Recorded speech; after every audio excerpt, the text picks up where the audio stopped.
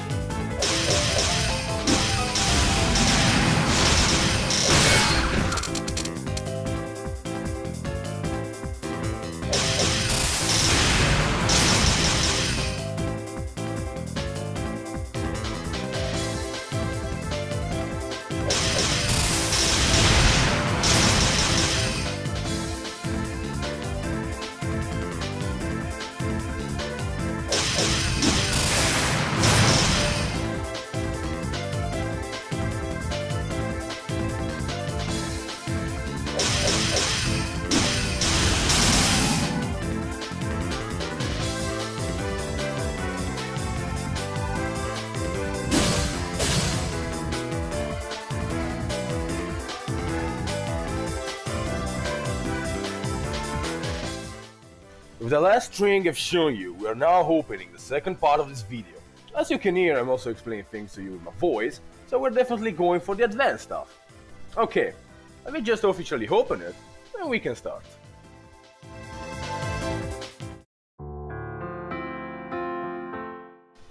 As I said at the start, we're going to be focusing on the clone cards, how to use them, what kind of advantage you get, and even how to avoid having people escape this kind of pressure. I'll try to squeeze in also some advanced type of strings that do not require the usage of clones, like for example the IAJ6AJB strings. Let's start exactly with that side dish.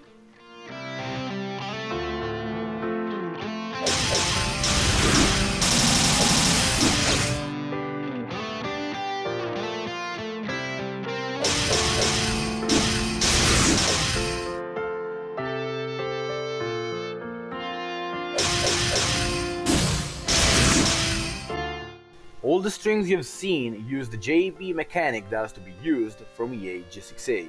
When properly used, you can go for really interesting and powerful strings.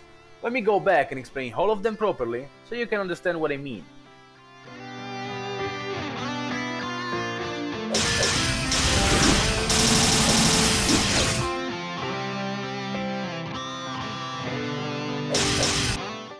Before fully explaining the strings, I want to make sure that you understand how the JB mechanic works in the first place.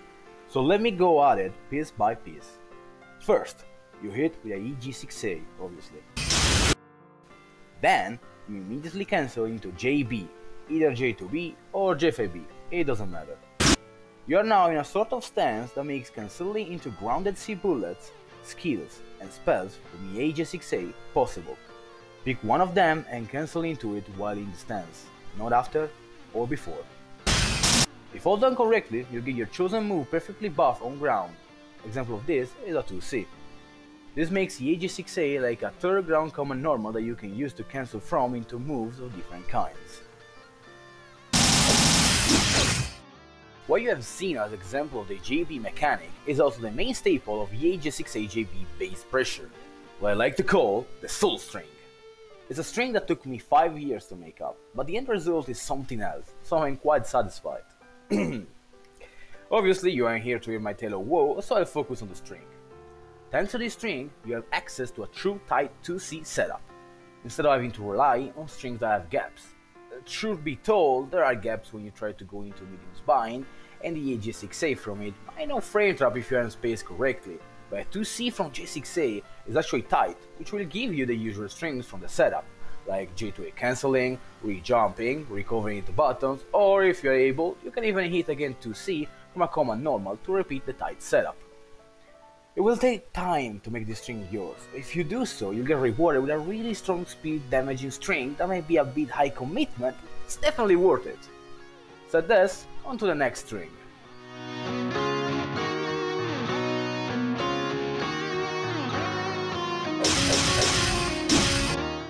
Similarly to before, I'm doing a tight string thanks to the JB mechanic.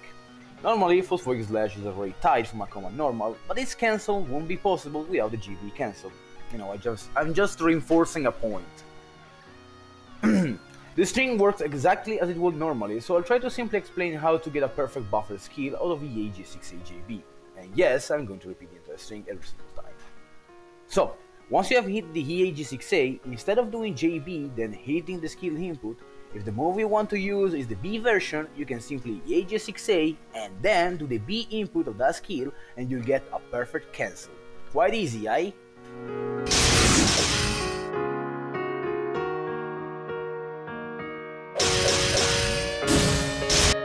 Pretty much the same as before, but it's a really tight cancel that can be made easier by exploring the tech I just explained to you.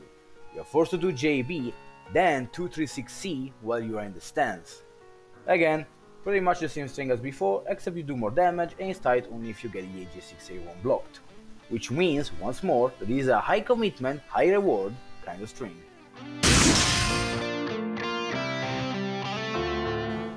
Hard to believe, but the advanced section of the second part pretty much ends here.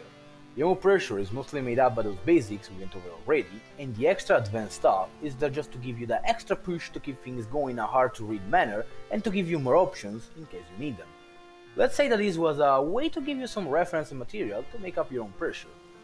Now we can actually move on onto the main event, Soul Sign, Ghostly Wheel of Pain, and Spirit, Secret of Life and Death, or more known as Clones.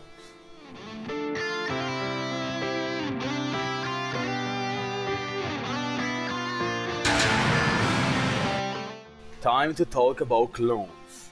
Sit tight and take your time. Maybe brew some tea while you're at it, as I will try to unfold the mystery behind those two cards, and it might take a while. We have two types of clone spells, the 2-card type and the 5-card type. The 2-card has a worse cancel time. Usually when you cancel from it, almost everything will leave you minus, barring some specific exceptions like setting up bullets before cancelling or hitting with a really plus move. That isn't the only difference of the 2-card obviously.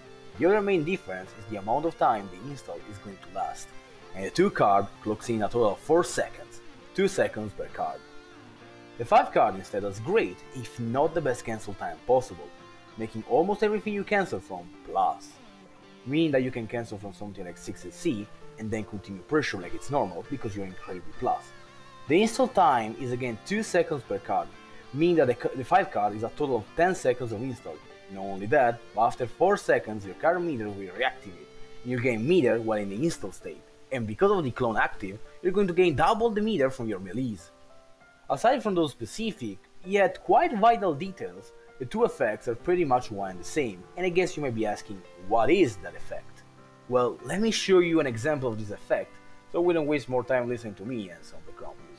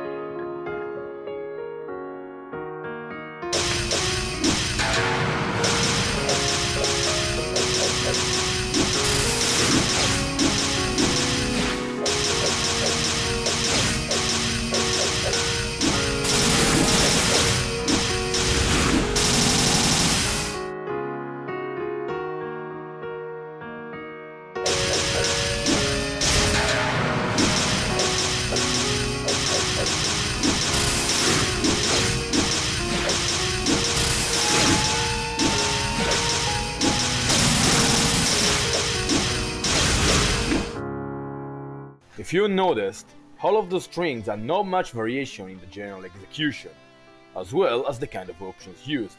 But if you paid attention enough, you may have noticed that two major things were quite different between the 2-card strings and the 5-card strings.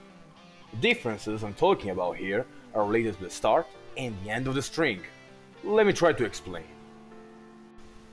So, the 2-card having a worse cancel time forces you to go for kinda unsafe setups that aren't as good as the 5-card, which means that you can't just randomly throw a move and then cancel in the 2-card and start pressure, meaning that the 2-card is mostly used when the opponent is in the corner. That's a major difference that doesn't play in your favor. I would like to point out that the third 2-card string uses an option select, and the option select works in this way. If they correctly block the charge attack, you will be at +5, usually in range enough to 6A or far 2A, but if they get crushed, you get to do some clone combo for high damage, or reset the crush into pressure, which is all good in the end. The 5-card instead is so friggin' plus out of anything, except maybe Jed, and even then you still be only at disadvantage, and not punishable, which means that you can literally throw any kind of button, press the spell button and start pressure like nothing happened. It's quite great, and it's a good way to make your commitment go from "that was too hard of a read" to "hey, it's my turn, it's going to be my turn for the next 10 seconds. Those are the main differences in startup. So let me highlight the endings instead. The 2 card will last only 4 seconds total, which is itself a bad thing.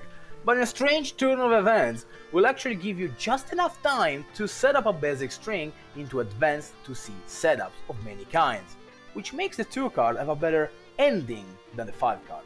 Again, in a strange turn of events. Nonetheless, the 5 card isn't really lagging behind in terms of strength, because as I said already, while the install time goes down, your spell meter will go up like crazy, and you'll gain a lot of meter, which may give you even enough meter to have a 2 card clone ready to do even more pressure, pushing the install time up to a total of 14 seconds of pressure. That's crazy! So yeah, both of them have certain advantages. Useless to say, the 5 card feels better, but timing out correctly a 2C setup when the 5 card is ending is really hard compared to the easier 2 card. Still, the advantage of gaining meter and maybe another clone is quite something that can't pass by unnoticed. Oh well, I'll leave you be the judge of this while we move on to something else. Every button you use while in clones has a different raison d'etre. What I mean is that depending on what you press, you will have to act accordingly. Though again, almost everything you press is pretty much so plus on block that you can do anything you want, and the only thing you have to watch out for are board escapes and mesh inside the gaps when trying to dash back into jabs. Even so, let me try to explain what everything is supposed to do. Jabs and IAJ are so incredibly hard to escape that you rarely see people board escape out of those. Not only that, but from this you can have access to IAJ itself, which is a mix of frame traps that are all plus enough on block to go into far buttons, or anything else you feel inclined to use. Probably the best buttons while in clones. They give you the highest amount of tools and options. Far 5A and Far 2A are pretty much the best stagger buttons you have. They are easier to board escape out of, but they are pretty much tied into themselves and give you enough frame advantage to still do whatever you want. Not as many options as the jabs, but they definitely keep the high-low mix-ups going strong. 6A and obviously 6A6A. Boy, those 2 buttons are just beyond important for the clone pressure. They are crazy vital to your strings, and you need to use them correctly, as they are pretty much the only way you can loop back into more pressure while also keeping the opponent on their toes. 6A is great to go back in close when you go too far when using the other buttons, but it's also quite easy to board escape, while 6A6A is your button when you feel that the opponent is trying to do just that. If they board escape 6A6A instead, they will be 100% out of that, and that's just not good, so beware. Both of those will obviously leave you plus and close to the opponent, but 6A will leave you closer than 6A6A, giving you better options. All in all, be aware of the situation and use the button accordingly. Your command normals are now all plus on block, meaning that you can actually stagger with them, which gives you a lot of options. Not only that, but up close, like real up close, you can cancel your command normals into B bullets, and those will be tight. Example of this is using either 6A or 3A into 6B. That usually will force the opponent to block, and if you don't board escape, you can literally work back into pressure. The only exception to this rule is your 2B, which will be tight even at a farther distance, though you will probably be forced to IAJ6A from it to keep the pressure going. Buttons like J6A or J2A are now even more functional than before, as J6A is absurdly plus on block and will automatically push you back into far buttons position without needing the JB cancel, while J2A now is in the worst case scenario only plus 9, meaning that you can pretty much do whatever. Still, your easiest buttons to board escape, so watch out. Last but not least, 6C and 6B can actually be used in pressure somehow. You see, 6B will leave you completely up close and at +1, while 6C will do the same but -1, which in certain matchups is still plus actually. Just be aware of what matchup you're in and abuse of that. With that said, actually no, with all of this said, I think we are close to the end. But before I go, I want to analyze one thing, which is actually 2 somehow. Look, let's just check it out, okay? We will briefly talk about Okizeme and how it's related to clones, so the topic will divide into 2 short sections. We are almost done, I promise. Clones can help set up Okizeme by making it really easy to read where opponent is tech rolling, and obviously also get to him and take the advantage on wake up. Thanks to the install, your wake up pressure can't go wrong.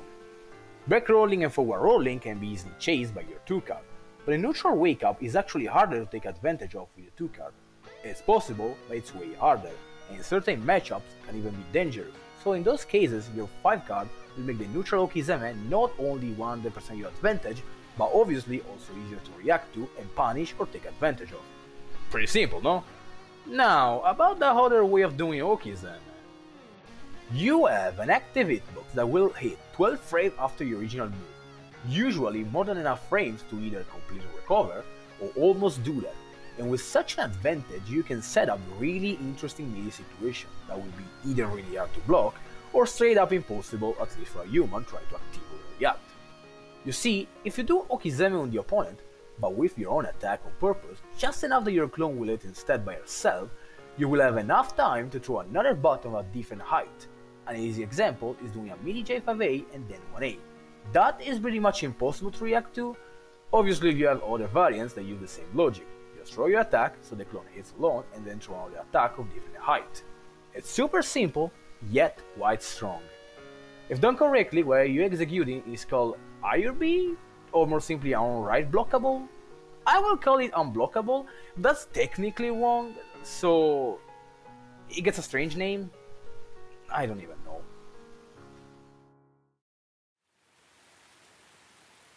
And this is it. This is all that no one can think of. So hopefully you learn something useful and enjoy your time in this small journey with me as your guide. I think we had enough of all this for now, so have a good day, enjoy your time, and I hope to see you again next time. Buonanotte.